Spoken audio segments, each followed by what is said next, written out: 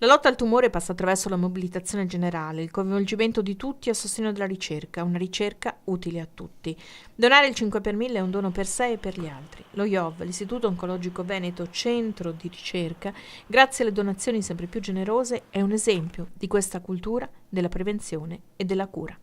Tutti possiamo in qualche modo contribuire, c'è la campagna del 5 per 1000 che insomma, vi sta dando delle soddisfazioni perché poi sono soldi che vanno alla ricerca, la ricerca utile per tutti. Sì, i soldi vanno alla ricerca, però io ho sempre detto che 5 per 1000 è lo specchio di come la gente ci vede, è lo specchio del nostro lavoro, di come questo viene percepito. Per cui il fatto che le scelte per il 5 per 1000 sono aumentate del 20%, continuano ad aumentare anno per anno, è un motivo di grandissima soddisfazione perché vuol dire che siamo nella giusta direzione per come ci stiamo comportando.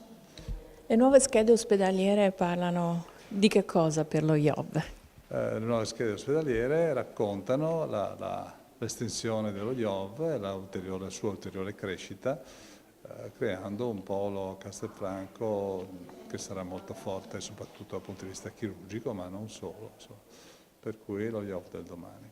Chi è in cura qui a Padova deve temere qualcosa?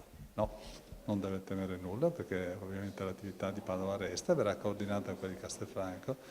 Ci sarà molta attività di comunicazione anche qui, di videocomunicazione, per cui bisogna fare in modo che essere a Padova e essere a Castelfranco non fa nessuna differenza.